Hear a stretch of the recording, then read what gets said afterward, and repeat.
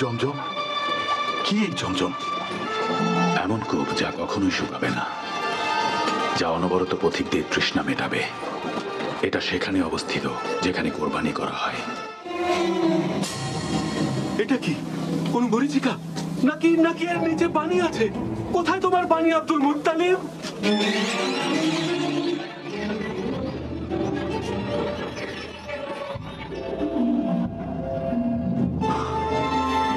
দয়া করুন, ছেড়ে দিন ওকে, ছেড়ে দিন ওকে। নিশ্চয়ই আল্লাহ তাআলা অন্য কোনো পথ দেখাবেন।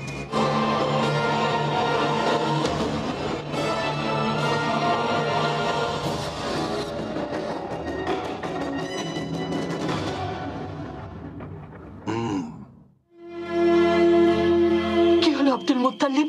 কোনো ভালো খবর? আব্দুল্লাহ বেঁচে গেছে। কিভাবে? আরে একটু ধৈর্য ধরো, আমাকে একটু বসতে তো দেবে।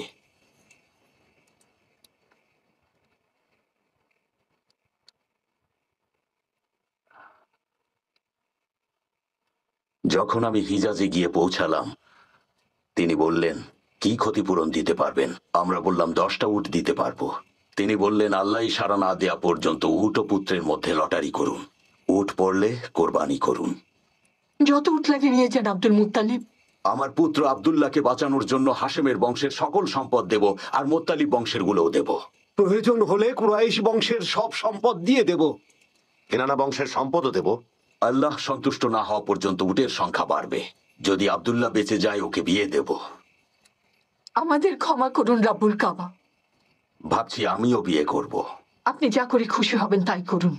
মনে রাখবেন, আব্দুল্লাহকে আমি ফেরত চাই। হ্যাঁ, যা করতে হয় করো আব্দুল মুত্তালিব। ছেলেকে বাঁচাও মক্কার প্রধান। আগামীকালই সবাই মিলে যাব কাবাতে। এই তীরটা হচ্ছে আব্দুল্লাহ, আর এই তীরটা উটের। জলদি করো ভাই, তুমি আমার জুমাহ বংশের ভাই।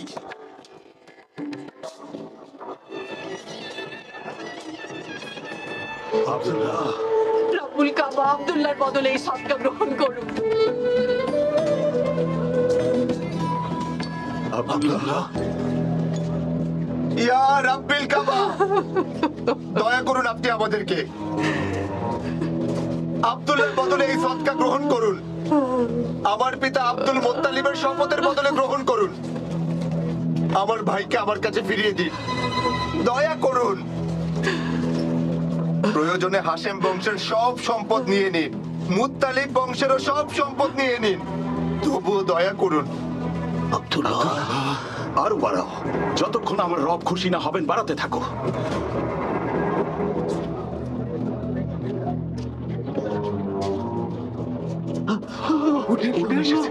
আল্লাহ, তুমি অসীম দয়াময়। আল্লাহ, তুমি অসীম দয়াময়।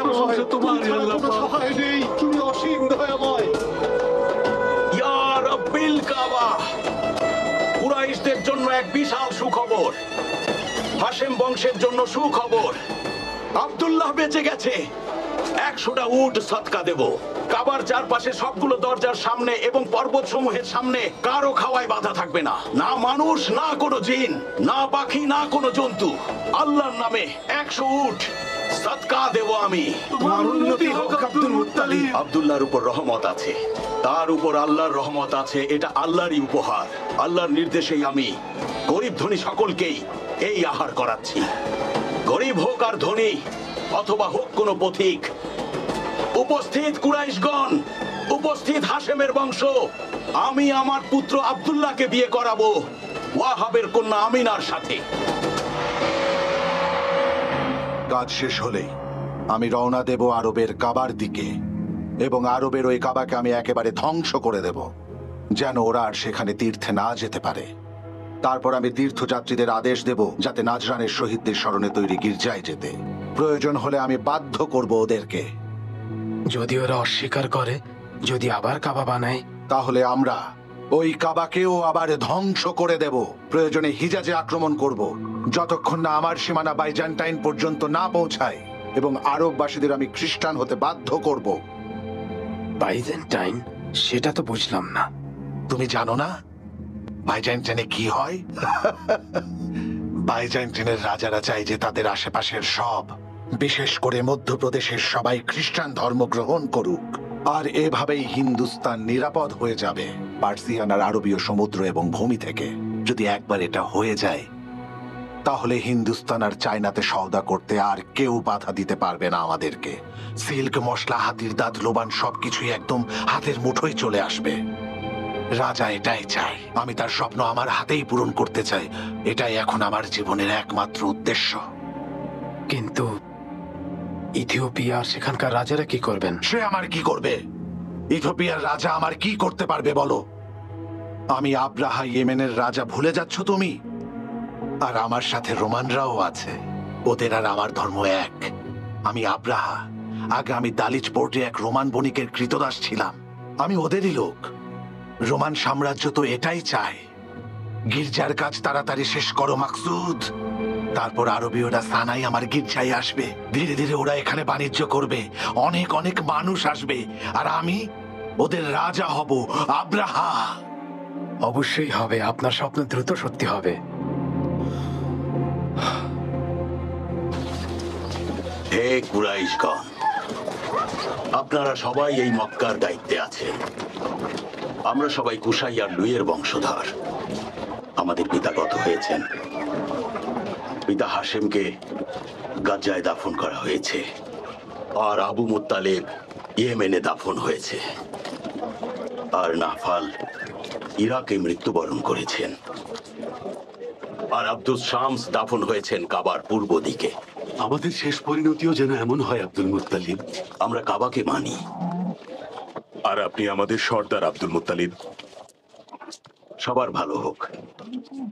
এখানে আসা তীর্থযাত্রীদের খাবার ও পানি দেয়া এবং এখানকার মানুষদের অধিকার রক্ষা করা, সবার হক আদায় করা, এটাই আমাদের দায়িত্ব। কিন্তু আমার পিতা হাশেম যে রীতি চালু করেন তা আর আজকাল দেখা যাচ্ছে না। আমি আবার শুরু করতে চাই। কোন রীতির কথা বলছো আব্দুল মুত্তালিব?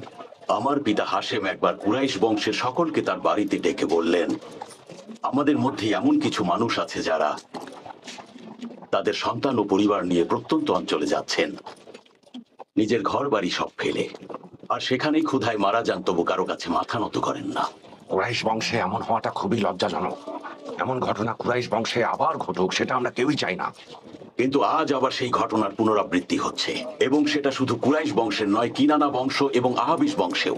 এর পেছনে আমি শুধু একটাই কারণ দেখতে পাই, তা হলো বীরত্বের অহংকার আর সম্মান হারানোর ভয়, আর কিছুই না। তাহলে কি সমাধান আছে কুরাইশ প্রধান? মাতরুদ আল কুজাই বলেছিলেন, ধনীরা তাদের সম্পদের অবশিষ্টাংশ গরিবদের দেবেন, যাতে কেউ ক্ষুধার্ত না থাকেন। পিতা হাশেমের এই সুন্নাত জারি করব আমি। কুরাইশ বংশের যারা ধনী আছেন তারা গরিবদের নিজের পরিবারের সদস্য করে নেবেন, এতে করে গরিবদের মান সম্মানেও কোনো রকমের আঘাত লাগবে না।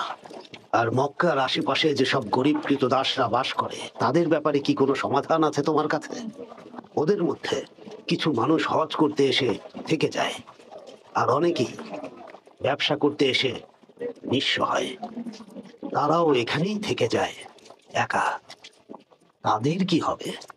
যেসব গরিব মানুষদের এখানে নিজের কোনো পরিবার নেই, তারা কাবার সদকা দেয়া খাবার থেকে খেতে পারবেন, এবং কাবায় দান করা কাপড় থেকেই তাদের বস্ত্র পরিধান করার ব্যবস্থা করা হবে। হে কাবার প্রতিবেশী, আপনারা আরবের উদাহরণ, কৃতদাসদের কষ্ট দেবেন না। ভেবে দেখুন কুরাইশগণ, কৃতদাসদের পেটে ক্ষুধা থাকলে তারা রাগান্বিত হবে, এমনকি ওরা খুনও করে ফেলতে পারে। এসব তুমি কি বলছো? কি বলছো এসব? কি বলছো জাদান পুত্র? তোমরা তো সোনার থালায় খাও, সোনার পাত্রে পানি পান করো, তুমি এসব বলছো? আমাদের এই এলাকার মধ্যে তোমার মতো ধনী আর একটাও আছে নাকি? কুসাই আর হাশেমের মধ্যে যে রীতি চালু হয়েছিল, যা অনুসরণ করেছিল ভূমিপতি আবু মুত্তালিব, সেটা আমরা আবার চালু করব। আমি আমার বাড়ির সামনে চুলা জ্বালিয়ে হাঁড়ি বসিয়ে দেব, সেই চুলা নিভবে না। যারই প্রয়োজন হবে সেই আসতে পারে আমার এখানে। আমার দরজা থেকে কেউ ক্ষুধার্ত অবস্থায় ফিরবে না। আল্লাহ তোমার উপর সন্তুষ্ট হবেন। তোমরা সবাই কাবার লোক, কৃতদাস হোক বা হজ করতে আসা কোনো মুসাফির হোক, তাদের জন্য এই ভূমি উদাহরণ হবে। তাই পুরো আরবে তোমাদের দয়াশীলতা, আতিথেয়তা, সাহসিকতা সবকিছুর উদাহরণ হতে হবে। এটাই কথা। আপনি সত্য বলেছেন মক্কা প্রধান, সত্য বলেছেন।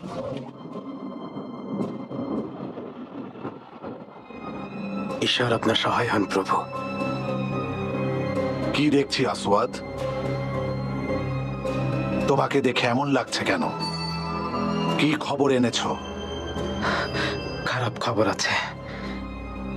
কি হয়েছে বলো? কিনানার একজন লোক ওই কুরাইশ বংশের, ওই যে আপনাকে সেদিন জানালো যে বংশের লোকেরা মূর্তি পূজা করে, ওরা আমাদের গির্জায় কিছু একটা করেছে। গির্জায় কিছু একটা করেছে? কি করেছে গির্জায়? আবর্জনা ছুঁড়ে মেরেছে, গির্জা অপবিত্র করেছে। আমাদের হাতে মোক্ষম একটা সুযোগ চলে এসেছে। চিন্তা নেই আসওয়াদ, কোনো চিন্তা নেই আসওয়াদ। আল হিজাজে আক্রমণ করার জন্য এমন সুযোগই খুঁজছিলাম। এবার আমি ধ্বংস করে দেব আরবদের ওই কাবা। আমার কারণও আছে করার। এমন সুযোগের অপেক্ষাতেই আমি এতদিন বসেছিলাম।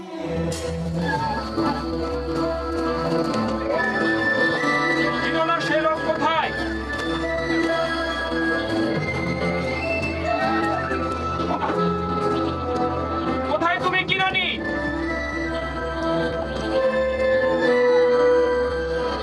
বের হয়ে এসো কিরানি। মক্কাকে পাহারা দেওয়ার জন্য কি সৈন্য মোতায়েন করা আছে? জি আছে প্রভু, ইয়েমেনে তো সবসময় অনেক সৈন্য থাকে। ওদের একজনকে নিয়ে আসো, আমি একটু দেখি কাবার মূল্য তাদের কাছে কত। কিন্তু ওদেরকে নিয়ে আসলে হয়তো ওরা বুঝে যাবে আমাদের পরিকল্পনা। পরিকল্পনা বুঝে ফেললে কি করবে আমার? ওরা ভাবতেও পারবে না আমি কত সৈন্য নিয়ে আক্রমণ করব। আমি এক মুহূর্তের মধ্যে ওদেরকে মরুভূমির বালির সাথে মিশিয়ে দেব। পালানোর জায়গা পাবে না ওরা। মরুভূমি আর পর্বত যেখানেই জায়গা পাবে পালাতে থাকবে। একটা বাজ পাখিকে দেখে যেমন ছোট ছোট পাখিরা পালাতে চায়। আমাকে বলো তো আসওয়াদ, কাবা ঘর কি তাদের জীবনে খুবই গুরুত্বপূর্ণ? সবার জন্য না। যেমন নাজরান থেকে কাবাতে আসা আল হারিতের বংশ, কারণ তারা খ্রিস্টান ধর্মের অনুসারী। এছাড়াও কিছু ইহুদি, কিছু ফাদাক, কিছু খাইবার আছে। খাতাম বংশেরও কিছু আছে। আমি যতদূর জানি খ্রিস্টান ধর্ম আরবের সকল বংশের মধ্যে ছড়িয়ে গেছে। তাহলে হঠাৎ কাবাকে এত গুরুত্ব দেয়া আর হজ করতে যাওয়ার মানে কি? তারা বলে কাবা নির্মাণ করেছিলেন ইব্রাহিম আর ইসমাইল, তাই আরবীয়রা কাবা ঘরকে উপাসনালয় মানে আর সেজদা দেয়। ঠিক কতটুকু ওরা মানে? কাবার জন্য ওরা জীবন দিতেও পারে প্রভু। তাহলে কোন কুরাইশ বণিককে ধরে নিয়ে আসো। তুমি এসব কি করেছো কিনানি? তুমি জানো না শীতের সময় আমরা ইয়ামেনে ব্যবসা করতে যাই, আর সেই জন্য আমরা এখন বেরিয়েছি। অবশ্যই আব্রাহা এতে রেগে যাবেন। তুমি গির্জায় যা করেছো তারপরে উনি চুপচাপ বসে থাকবেন ভেবেছো? কখনো না। কিনানা আর কুরাইশকে উনি একেবারে মাটির সাথে মিশিয়ে দেবেন। আমি কিনান থেকে এসেছি, আমার বংশ ফাকির। আমাদের জন্যই পবিত্র মাস পেছানো হয়েছিল।